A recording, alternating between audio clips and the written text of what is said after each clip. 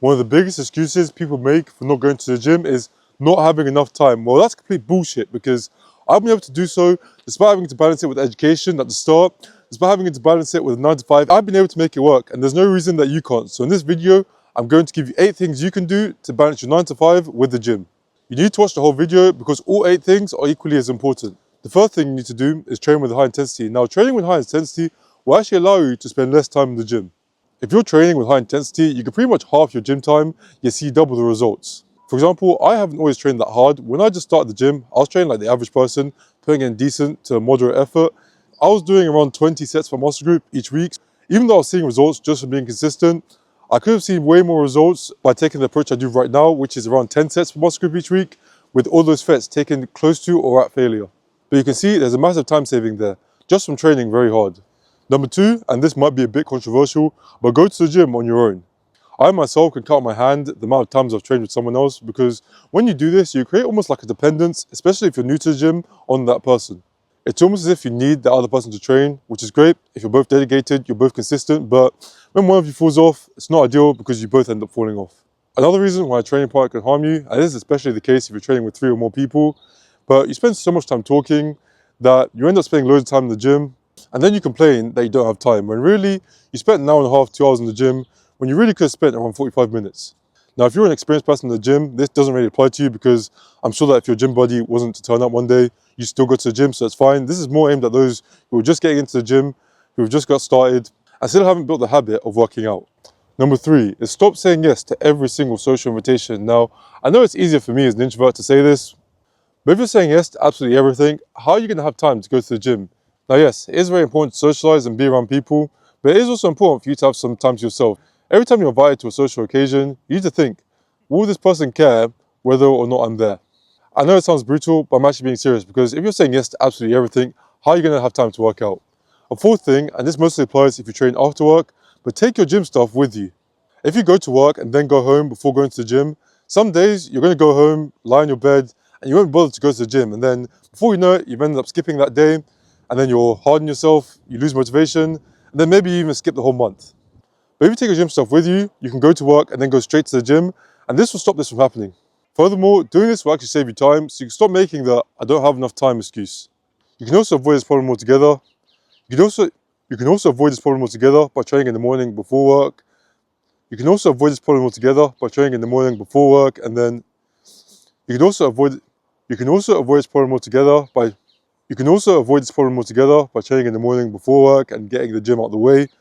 But I don't like doing this myself because I end up being very tired during the day, having lots of brain fog, but that's also because I do train very hard. Quick interjection, I've actually created a free fat loss guide as well as a free muscle building guide. So whether your primary goal is to build muscle or lose fat, click the link in the description to access it. It's brand new, covers everything you need to know to both build muscle and lose fat. And comment below if you decide to access it. Number 5 is incorporating more compound movements into your routine. Compound movements are exercises which work multiple muscle groups at once, compared to isolation exercises which work only one muscle group at a time.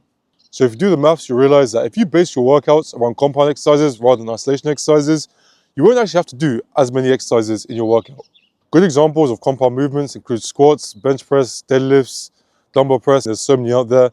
But if you base your exercises around compound movements, you'll be able to save lots of time in the gym. So let's say you're doing 5 exercises in a workout. The first 3 exercises should be compound movements, and then the last 2 could be isolations to target specific body parts, especially your biceps where there aren't that many compound movements available. Compound movements are also great for strength building as well as boosting your levels of testosterone if you're a man. You really should not be skipping out on these. Number 6, and this is one of the more important and universal ones, but using a calendar. And what I mean by that is scheduling everything you have to do on a calendar. If you put your work time, your family time, your cooking time, socializing time, you realize that you have way more time than you think. I've been using a calendar since I was around 14. I'm very surprised at the number of people that aren't aware of this. You put a 1 hour slot for the gym to ensure that you never miss the gym because it's in your calendar. I use Google Calendar myself and it literally pops up on my phone what I have to do within the next 30 minutes. And if for whatever reason your schedule changes, you can just move the other items on the calendar around. Number 7 is be flexible with equipment. Now, if you're training at peak times, for example 5 p.m, like I did last week, big mistake, there are going to be times where 1, 2, or even 3 people are willing to use your machine. But to make sure you don't spend hours in the gym, one thing you do is shuffle your exercises around. Let's say you're going to do bench press at the start, but the bench press is taken.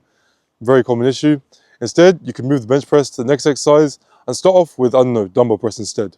Alternatively, and this is especially the case if you're doing an isolation exercise, but if you're new to an exercise which targets, let's say, your triceps, instead of waiting for the cable because all the cables are taken, try and find an alternative exercise which works the same muscle group.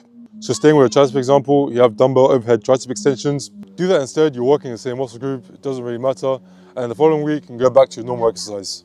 Now, yes, it's not 100% ideal, especially if you're trying to track your progress over time, but especially for isolation exercises where your strength on the exercise doesn't really matter, it just matters that you're actually doing the exercise, this is definitely a valuable option. And number 8, one of the most important ones, but be flexible with your gym schedule.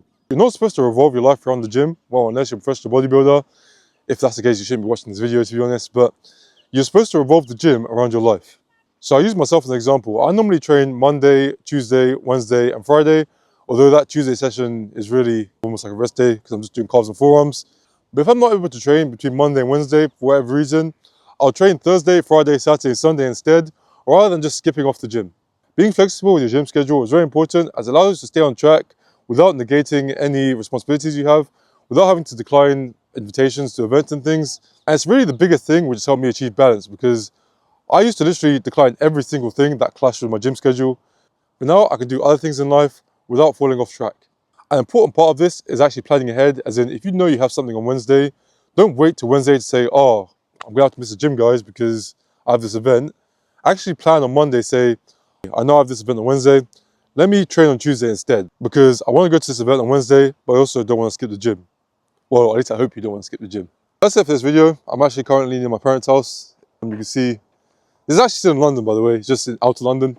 Feel free to leave a like if you found it useful, and why not subscribe for more fitness content.